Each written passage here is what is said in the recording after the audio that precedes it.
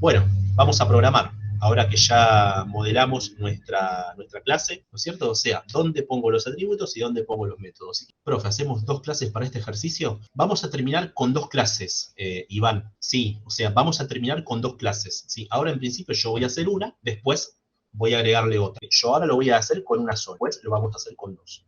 ¿Sí? Porque hay una diferencia que quiero que ustedes vean y que tiene que ver justamente con estas cosas, ¿no? Que son privadas y que son públicas. Bueno, tengamos esto presente, ¿no? ¿Dónde ponemos los atributos y dónde ponemos los? Dicho esto, vamos a venir a nuestro código. En primer lugar, lo que vamos a colocar en el cuerpo de nuestra clase son los atributos. Tenemos la definición de la clase, public class, monedero. Ponemos los atributos de la clase. Y yo les voy a ir dejando el código todo comentado, así después ustedes lo pueden repasar. Veo el diagrama UML y veo que tengo un atributo dinero, cuyo tipo de dato es doble y además es privado. ¿Cómo traslado esto a mi programa en Java? ¿No? Que esto ustedes ya lo hicieron. Private es la palabra clave que corresponde con el modificador de acceso privado. Sí, tal cual, Lucas. Después ponemos el tipo de dato y luego el nombre del atributo. Acá lo que hemos codificado entonces fue esta segunda fila. Un atributo cuyo tipo de dato doble y cuya visibilidad es privada. Vamos a codificar antes de los métodos el constructor de nuestra clase. Y volvamos un segundo a la consigna para esto. La consigna me decía, la clase deberá tener un constructor que permitirá crear un monedero con una cantidad de dinero inicial, ¿sí? El constructor, justo ahora que recuerdo, estábamos llegando a esta diapositiva. Es un tipo específico de método que se usa para inicializar los objetos de esa clase y es una función que se ejecuta automáticamente siempre al crear un objeto para inicializar los objetos de esa clase, ¿no es cierto? Y dice que se ejecuta automáticamente cuando creo un objeto. Que se ejecute automáticamente cuando creo un objeto, ¿sí? En otras palabras, lo que me está diciendo es que se va a ejecutar automáticamente cuando haga esto que hice acá. Es decir, cuando invoco al operador new seguido del nombre de esa clase. Entonces, en este momento se va a ejecutar el constructor de la clase cuenta bancaria. Me dice que se encarga de reservar memoria e inicializar la variable miembro de la clase. Acá podríamos poner las variables miembro de la clase. Y dice que se utiliza para inicializar los estados de las variables de instancia. Vamos a ir codificando y vamos a ir definiendo qué es cada cosa. Para empezar, yo al constructor lo voy a definir de forma pública. ¿Sí? O sea, va a ser un constructor público. Y ahora, en un ratito, vamos a ver por qué. ¿Qué característica tiene que tener el constructor? ¿No? Seguro que esto ya lo vieron. ¿Qué característica tiene que tener el constructor? O sea, ¿cómo sé yo que un artefacto, ¿no es cierto?, que una porción del código de mi clase es el constructor y no es otra cosa. ¿Cómo me doy cuenta?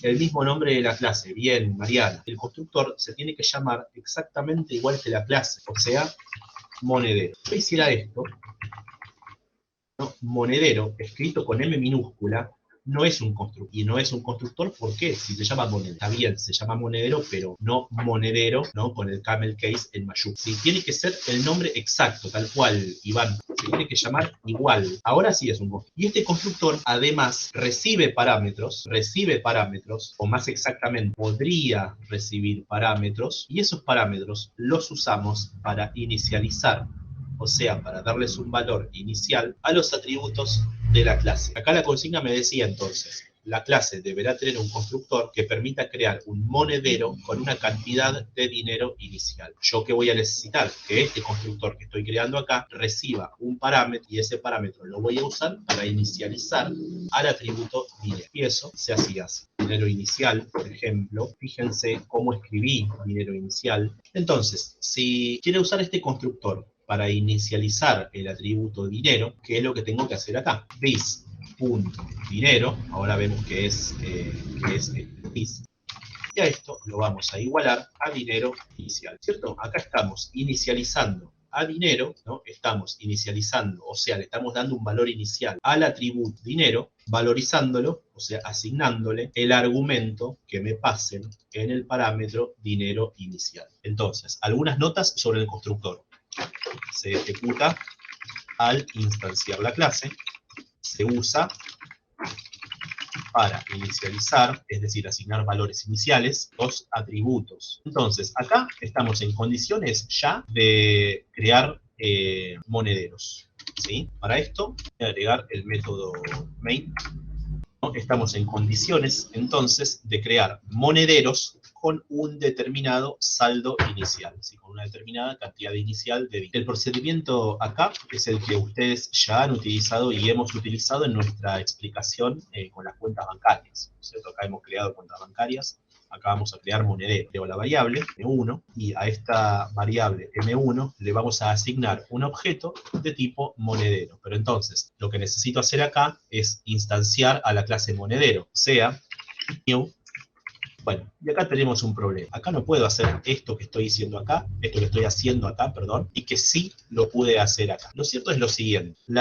Esta clase monedero que hemos definido acá tiene un constructor, ustedes lo están viendo, tiene un constructor que recibe un parámetro. Pero entonces, una pregunta que yo me hago es, ¿por qué acá en cuenta bancaria, que ni siquiera tiene constructor, ¿no? O eso parece, puedo hacer esto? Y además, fíjense que acá no le pasé parámetros. Lo cierto es lo siguiente, dentro de una misma clase, por ejemplo, dentro de la clase monedero, nos podemos encontrar con más de un constructor. Esta clase monedero en concreto tiene un constructor que recibe como parámetro una cantidad de dinero inicial, pero yo podría tener algo como este, pero acá esto. Fíjense, estamos de acuerdo, y pregunto, estamos de acuerdo en que ambos son constructores, ¿no? ¿Es así? ¿Se llaman ambos igual que la clase? Sí, ambos se llaman igual que la clase, por lo tanto, ambos son constructores, ¿sí? La diferencia es que uno toma parámetros, ¿sí? En realidad toma un parámetro, y este otro no toma parámetros. Este monedero tiene un parámetro, dinero inicial, y este no tiene ningún parámetro. Y es acá donde uno hace la siguiente diferencia. Esto es un constructor parametrizado y esto es un constructor por defecto. Por defecto. O predeterminado también se lo suele llamar. Un constructor parametrizado recibe parámetros, ¿sí? Y por lo tanto, en tanto que constructor, voy a usar los argumentos, ¿no? O sea, voy a usar los valores que me pasen por parámetro para inicializar los atributos de la clase. Voy a usar en el parametrizado los valores que me pasen por parámetro para inicializar los atributos de la clase. El constructor por defecto o predeterminado no tiene argumentos, si no toma argumentos, por lo tanto no tiene parámetros, pero fíjense que de todas formas inicializa, o sea, asigna un valor inicial. Ese valor inicial dependerá del tipo de dato del atributo que estoy inicializando. En este caso, dinero, que es un atributo de tipo número real, el valor por defecto es 0.0. ¿Sí? Si no me equivoco, también le podríamos poner 0. No entiendo el dis, nos dice Vladimir. Karen, en el constructor por defecto es necesario hacer los dis. No entiendo el dis, o sea, ¿qué significa este dis que puse acá? Este dis, a quien está haciendo referencia, ¿sí? Es a lo que normalmente se denomina objeto llamador. Para que se entienda mejor, Vladimir, mira, yo acá voy a escribir un determinado valor, por ejemplo 22.5. Acá, Vladimir, línea 25. Creamos un monedero, ¿no? Con una cantidad de dinero inicial de 22.5. ¿Sí? Entonces, ahora suponete lo siguiente. Estamos de acuerdo en que acá estamos creando un objeto, ¿no? Cuando yo hago new algo, new monedero, por ejemplo, estamos creando un objeto. Entonces, ¿qué es lo que hace el dis y qué es esto de objeto llamador? Estamos creando un objeto. Cuando se crea un objeto, se ejecuta el constructor de la clase y a este constructor nosotros le pasamos este saldo inicial. Entonces, este dis, ¿sí? Vladimir, este dis que aparece acá, o este otro que aparece acá, a quienes están haciendo referencia es al objeto creado por esta instrucción que escribiste acá. De ahí objeto llamador, el objeto a partir del cual vos estás llamando a algo. En concreto, en este caso, el objeto a partir del que estás invocando al atributo dinero. Y ese objeto dis, ¿sí? Acá se va a valorizar con esto que tenés acá, ¿no? Con este nuevo modelo que estamos creando. Ahora cuando avancemos un poquito más con los métodos, o sea, si todavía no te termina de quedar claro, cuando avancemos un poquito más con los métodos, ahí se va a entender mejor. Bueno, Karen, en el constructor por defecto es necesario hacer los dis, o sea, vos te referís, Karen, a esto, a escribir dis.dinero acá adentro y todo esto de vuelta. Claro, bueno, en realidad no es del todo necesario. O sea, yo lo hice porque es la primera vez que lo hacen. Pero en realidad lo que acá la compañera Karen pregunta no es si acá adentro hace falta volver a inicializar los atributos de esta forma, ¿sí? Hay una forma más concreta de hacer esto. O sea, básicamente lo que me va a ahorrar son líneas de código acá. ¿Qué es lo que hicimos acá entonces? Fíjense, creamos un monedero con un saldo inicial de 22,5. Ahora queremos consultar ese saldo. Y algo que uno podría hacer acá, entonces, es esto. System.out.println m1.dinero. ¿Qué es lo que estoy haciendo acá? Al objeto M1, a este M1 que creamos acá, que aloja un objeto de tipo monedero, estamos leyendo su variable miembro dinero. Si yo ejecutara este código, ¿no? Por consola nos tiene que aparecer 22.5, ¿no? 22.5 es efectivamente lo que aparece, ¿no es cierto? Porque es el valor que este atributo contiene. Veamos lo siguiente. Si en lugar de tener un método main, ¿no es cierto? Que esta es una mejor forma quizás de probar nuestras clases. Yo me voy a crear otra clase que se llame test monedero. Es allí donde voy a poner el método main, ¿no? Dentro del mismo paquete.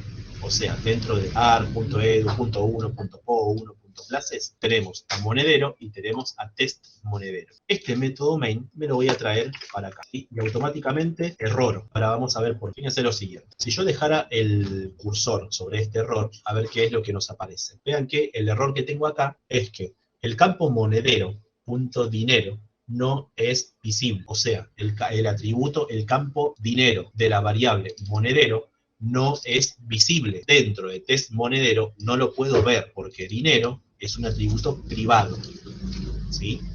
Cuando esto estaba acá, acá funcionaba de 10, ¿no es cierto? ¿Pero por qué? Porque estábamos dentro del cuerpo de la clase monedero. Main estaba dentro del cuerpo de la clase monedero. Y eso es obvio, porque estaba dentro de la llave de apertura y de cierre de monedero. Pero acá es monedero. Estoy en una clase completamente diferente. Como dinero es un atributo privado, acá, o sea, fuera de monedero, no lo veo. Y eso es justamente lo que nos da esta definición de que algo sea privado, ¿no es cierto? De que un atributo sea privado o de que un método sea privado. Si un elemento es privado, es visible dentro de la clase donde se definió, ¿sí? Si algo es privado, ¿sí? Digo algo porque puedo tener o atributos, como es este caso, pero puedo tener métodos privados. Si algo es privado, quiere decir que es visible dentro de la clase donde se lo definió. Como dinero fue definido dentro de la clase monedero, o sea, en su cuerpo, si este método main estuviese acá dentro, ¿cierto? Porque estamos dentro de monedero. Pero si nos vamos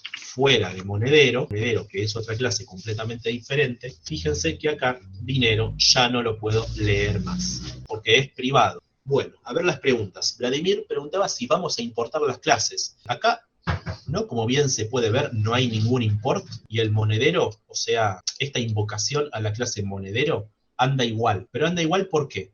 Porque están dentro del mismo paquete. ¿Ves que tanto monedero.java, o sea, la clase monedero, y la clase test monedero, ambas pertenecen al paquete ar.edu.1.po1.clases? Como ambas pertenecen al mismo paquete, entonces no hace falta importar, ¿sí? Porque en todo caso te estarías importando algo que ya tenés en ese paquete. Entonces acá no hace falta importar. ¿Por qué no hace falta? Porque están dentro del mismo paquete.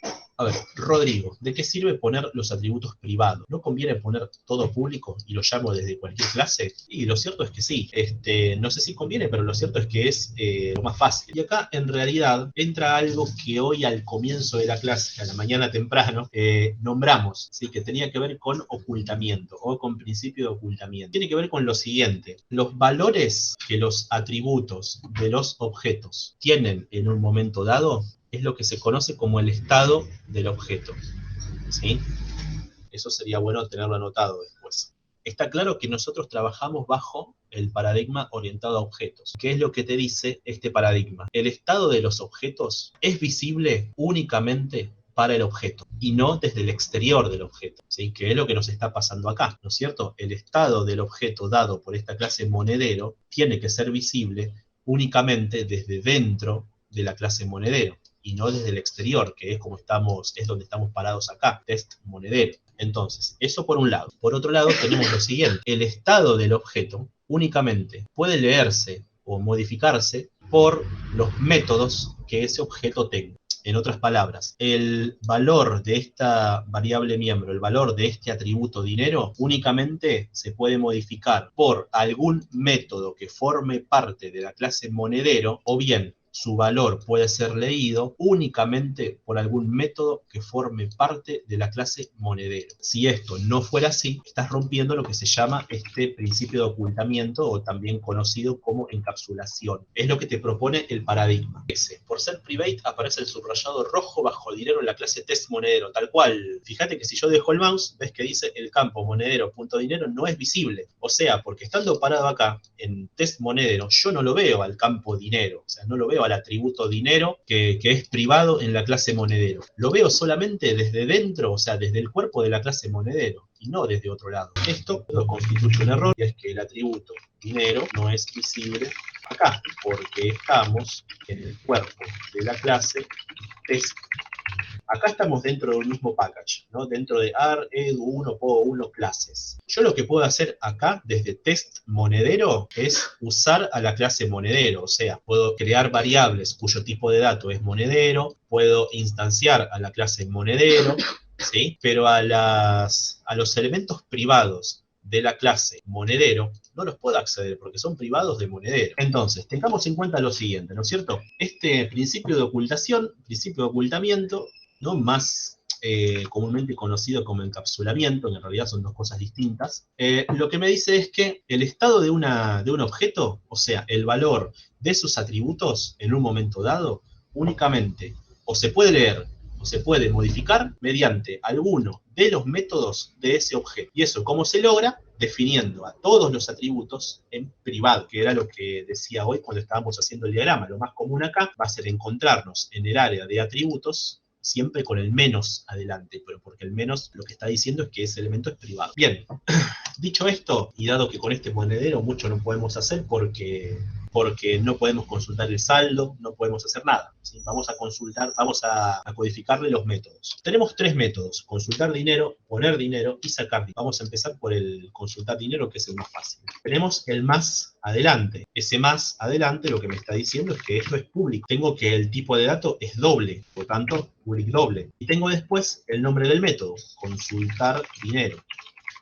Abro y cierro los paréntesis, porque como está claro en el diagrama, este método consultar dinero no lleva parámetros. Pregunto acá, a ver, si este método consultar dinero, precisamente lo que me tiene que permitir hacer es consultar cuánta plata tengo en el monedero, que es lo que tengo que poner acá adentro, sabiendo que la cantidad de plata que el monedero tiene en un momento dado se guarda en este, que es lo que tengo que poner acá. Sería return this.dinero. Return this.dinero, o sea, devolveme, retorname el valor de la variable miembro dinero, ¿sí? Retorname el valor del atributo dinero. Ahora ya podríamos entonces consultar cuánta plata tiene el monedero. Por lo tanto, puedo hacer esto: system.out.println m1.consultar dinero.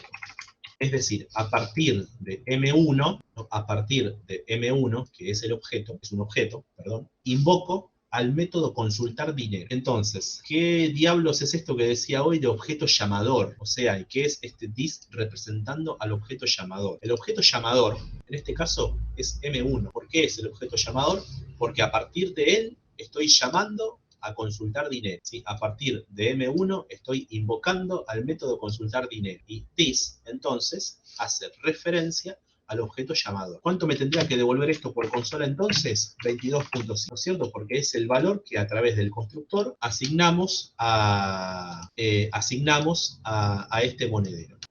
Repito, este this que usamos acá, this.dinero, y al que asignamos el argumento dinero inicial, o sea, acá vale 22.5, este this.dinero que tenemos acá está referenciando al objeto que está siendo creado cuando invocamos a este constructor, ¿sí? Ese objeto después termina alojado, o sea, porque acá lo estamos asignando, termina alojado en M1, ¿sí? En esta variable M1. Bueno, y acá sucede algo parecido. Cuando a partir de M1 invocamos a consultar dinero, this.dinero, o sea, este this que tenemos acá, está referenciando a M1, porque es el objeto llamador, es el objeto a partir del cual vos invocaste a consultar dinero en este caso. No hicimos, digo, devuelve 22.5. Hay una cosa que uno puede hacer también con println, que está bueno mencionarla, que se seguro ya lo habrán hecho con Leo también. ¿Qué es esto? Por ejemplo, yo acá puedo poner, el monedero tiene, o sea, muestro la cadena de caracteres, el monedero tiene, seguido de un más, y lo que en este caso es la invocación a un método a partir de un objeto. El método es consultar dinero y el objeto es M1. Y esta invocación me retorna algo, si en este caso un valor de tipo doble. Fíjense lo que sucede ahora. El monedero tiene 22.5. En este caso no hace falta poner el dis, ¿sí? Si yo lo dejo así, anda igual. Pero, para mí, mi opinión personal, es más claro colocar el dis. Hay que escribir un poco más, eso sí, pero queda más claro. Otra cosa sucede con el public. Yo pongo doble consultar dinero, esto es lo mismo que poner public doble. Yo pongo doble consultar dinero, esto es lo mismo que poner public doble. Pero sin embargo, siempre es bueno aclarar, ¿no es cierto? Entonces lo ponemos al punto. Aunque si no lo pongo, funciona igual. Nos quedaría poner dinero y sacar dinero. Yo voy a hacer sacar dinero, que es el más complicado si se quiere, y queda para que ustedes después hagan solos poner dinero, ¿sí? Vamos a escribir este método sacar dinero. Es público, porque tenemos el más adelante. El tipo de dato es void, o sea, este no va a retornar nada, dinero. Este método recibe un parámetro de tipo doble monto, podríamos poner.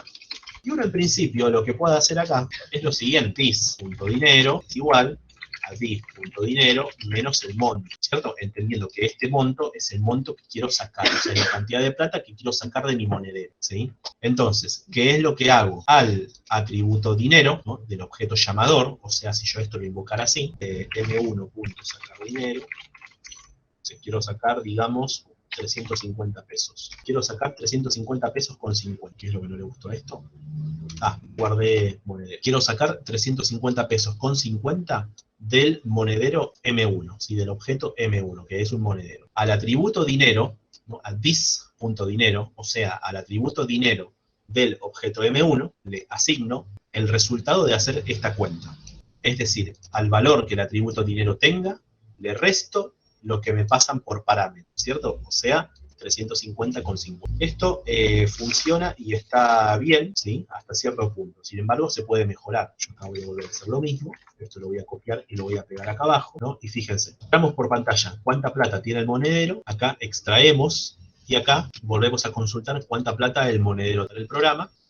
Y fíjense cuál es el resultado. El monedero tiene 22,50, después en la línea 15 invocamos a sacar dinero y luego volvimos a mostrar el saldo del monedero y me dice que el monedero tiene menos 328 pesos. Entonces, ahí tenemos un problema. La consigna me decía que este monedero obviamente no me permite sacar más plata que la que yo tengo. Entonces, hubo una pregunta hace un rato largo ya que fue cómo era la cuestión con esta validación, ¿no es cierto? Esto lo podemos representar acá adentro, o sea, forma parte del comportamiento del método sacar dinero. Esto lo hacemos entre todos. ¿Cómo plantearíamos el método sacar dinero para que efectivamente me deje sacar una determinada cantidad solamente si tengo esa cantidad disponible? Con un if, tal cual Gonzalo, ahí Damián también nos dijo algo de un if. Vamos a plantear el if. Entonces, ¿qué es lo que yo necesito? Dinero, podemos hacer mayor o igual a monto. Si la cantidad de dinero es mayor o igual que el monto que quiero sacar, entonces lo saco. Si el monto es mayor a 0 y el monto es menor o igual que dinero, ¿no?, o sea, que el dinero que el monedero posee, entonces recién ahí saco. Y esta validación que es mayor o igual a 0 está buenísima, porque si acá me pusieran un número negativo, este método me estaría sumando dinero en lugar de restarlo. ¿Sí? Muy bien. Con este control, ¿no es cierto?, que le dimos a sacar dinero, con este if que pusimos acá, la ejecución de esta prueba que hacemos acá me tendría que dar 22.5. ¿Sí? Porque no puedo sacar esta cantidad para el programa, ¿no?, y de vuelta obtenemos los mismos resultados. ¿Sí? Porque ahora esto no hizo nada, porque esta condición no se cumplía. A ver, vamos a probar qué pasa si quiero sacar 20 pesos. 20 pesos. Y efectivamente el monedero tiene 22.5, que es como lo creamos. Sacamos 20 y tenemos 2.5. Bueno, nos quedaría entonces el método para poner dinero. ¿Sí? A ver quién me lo escribe. Ese es el más sencillito. Por una cuestión de cómo hemos venido denominando las cosas, voy a poner monto. O sea, no porque está mal el nombre importe. ¿Sí? sino porque acá ya pusimos monto, entonces pongamos monto acá también. Básicamente, ¿qué es lo que este método, poner dinero, debería hacer? A la plata que ya tengo, o sea, al valor que el atributo dinero tenga en un momento dado, le sumo lo que me haya llegado por monto. Esta solución en concreto, ¿sí?, la copié por este más igual. Este más igual que escribió el compañero acá, ¿qué es lo que quiere decir? Claro, que estoy acumulando en realidad, ¿no es cierto? O sea, este más igual es lo mismo que escribir dinero es igual a dinero más el monto. Lo mismo podemos hacer acá, ¿no es cierto? En lugar de escribir dis.dinero es igual a dis.dinero menos el monto, podemos hacer menos igual y el monto, ¿sí? Nos queda un poquito más corto el código. Poner dinero y acá pasar un número negativo, en realidad estoy restando, ¿sí? Vamos a validarlo. Ahí recién acumulamos. Si es una sola línea de código, no hace falta poner la llave. Vamos a tratar de poner dinero. No sé, 400,80. Luego vamos a consultar el saldo. Acá tendría que tener 400,80. Si todo funcionó bien, ejecuto, ¿no? El monedero tiene 22,5, que es recién creado. Acá le sacamos la plata y acá le pusimos plata, ¿no es cierto? Y tiene el resultado que esperábamos. En realidad, a ver, hay varios conceptos acá que nos ha faltado desarrollar. Nosotros hablamos de constructor parametrizado y hablamos de constructor por defecto o predeterminado. El constructor parametrizado se llama parametrizado obviamente porque recibe parámetros. Y con esos parámetros el constructor va a inicializar al estado del objeto. Recordemos que era el estado de un objeto. El estado de un objeto era el valor, ¿no? Es el valor que en un momento dado tienen sus atributos. Acá me faltó agregar lo de public, después lo voy a acomodar antes de cargarlo. Por otra parte, tenemos el constructor por defecto o predeterminado. El constructor por defecto o predeterminado no recibe parámetros, jamás, ¿sí? Cual es obvio porque si no sería un parametrizado. Pero entonces, es un constructor y por lo tanto inicializa. ¿Qué inicializa? El estado del objeto. Pero si no recibo argumentos, ¿a qué valores inicializo el estado del objeto? Y lo cierto es que esos valores van a depender del tipo de dato del atributo. Y así, lo que decimos es que para los tipos numéricos, ¿no?, como doble o int, el valor por defecto es 0. Si tuviésemos un atributo booleano, el valor por defecto es falso. Si tuviésemos un atributo cadena de caracteres, por ejemplo, el valor por defecto es un valor especial, si se quiere, que se llama null, ¿sí? Que después vamos a ver qué es null también, ¿sí? ¿Cómo se da cuenta Java? O sea, ¿cómo se da cuenta el programa? Si yo, por ejemplo, quiero hacer esto, M2, el monedero. Lo cierto es que acá va a suceder lo siguiente. Para esta instancia, para M1, se va a invocar a este constructor, al parametrizado. Y lógicamente, para esta otra instancia, para M2, en línea 6, se va a invocar a este otro constructor, al constructor por defecto. Y ustedes fíjense que el hecho de invocar a un constructor o invocar a otro depende de los parámetros que nosotros le pasemos al constructor. A ver, acá voy a poner el monedero M1 porque ahora tenemos que imprimir ambos. El monedero M1 y el monedero M. Por acá abajo voy a poner lo mismo, lo voy a copiar y lo voy a pegar. Lo mismo para el monedero M2, o sea, voy a consultar el saldo para el monedero M2. Ejecuto, ¿no? Y M2 obviamente tiene 0 saldo, ¿no es cierto? ¿Por qué? Porque lo creé utilizando el constructor por defecto. ¿Qué es lo que hacía el constructor por defecto? Inicializa al valor por defecto para el tipo de dato del atributo. ¿Sí? Como el atributo es un numérico, y en particular es un numérico real, lo va a inicializar a 0.0. Entonces, preguntaba el compañero Diego si es necesario que el constructor reciba un parámetro, si después lo puedo inicializar. Y lo cierto es que, a ver, constructores vos vas a poner tantos que hagan falta, ¿sí? Depende de lo que estés haciendo. De vuelta, el hecho de usar uno o usar otro, y va a depender de cada caso.